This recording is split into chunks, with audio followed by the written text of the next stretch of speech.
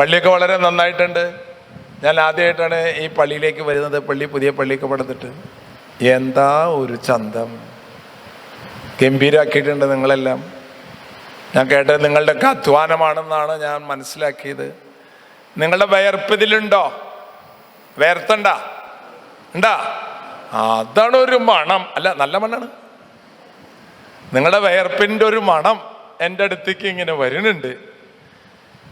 അച്ഛൻ പ്രാർത്ഥനയുടെ സമയത്ത് പറഞ്ഞ കാര്യങ്ങളൊക്കെ ഇന്ന് രാത്രി ഉറങ്ങുമ്പോൾ രണ്ടാമതൊന്ന് റിക്കളക്ട് ചെയ്തോളോ. ഉൽപ്പത്തി പുസ്തകത്തിലെ വചനമാണ് അച്ഛൻ ആദ്യം വായിച്ചത്. 1-ാമത്തെ അധ്യായം ഓർത്തിരിക്കണ്ടോ നോക്കട്ടെ. 1-ാമത്തെ അധ്യായം, ഉൽപ്പത്തി പുസ്തകം 1-ാമത്തെ അധ്യായം.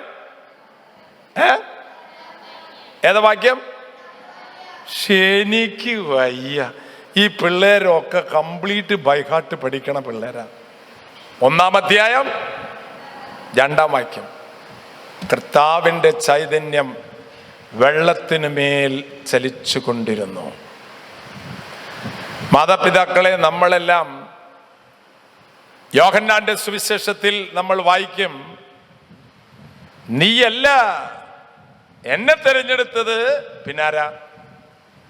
ഞാനാണ് പറ നിന്നെ തിരഞ്ഞെടുത്തത്. ഒന്നും മനസ്സിലായില്ലേ? ഇന്ന് തെരഞ്ഞെടുപ്പിന്റെ ദിവസമല്ലടൂ,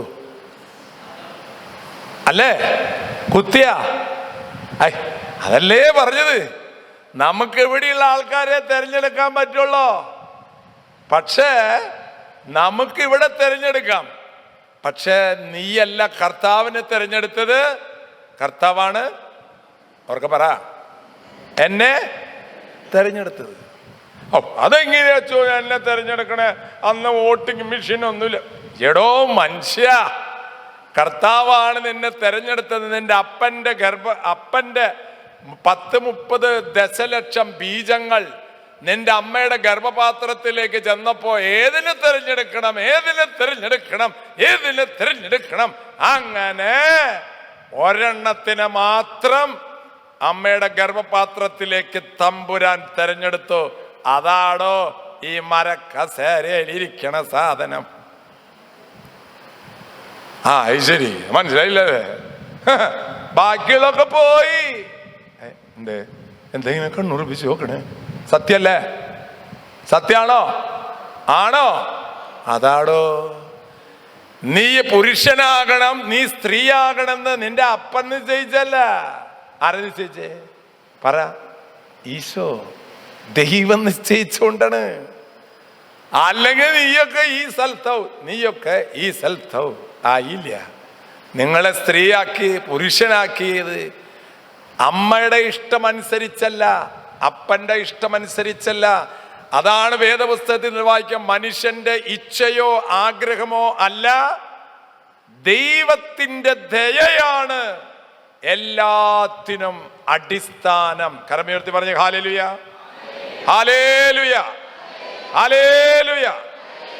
അപ്പൊ ആദ്യമേ അച്ഛന് ധ്യാനത്തിൽ തുടക്കത്തിൽ നിങ്ങളുടെ മനസ്സിലേക്ക് തരാൻ ആഗ്രഹിക്കുന്നത്, ഞാനും നിങ്ങൾ ഈ ഭൂമിയിൽ ജീവിച്ചിരിക്കുന്നുണ്ടെങ്കിൽ അതാരുടെയും ഔദാര്യമല്ല, അതാരുടെയും ദയയല്ല, അതാരുടെയും സ്നേഹവുമല്ല, അത് ദൈവസ്നേഹം വർണ്ണിച്ചിടാൻ പാട് വാക്കുകൾ പോരാ.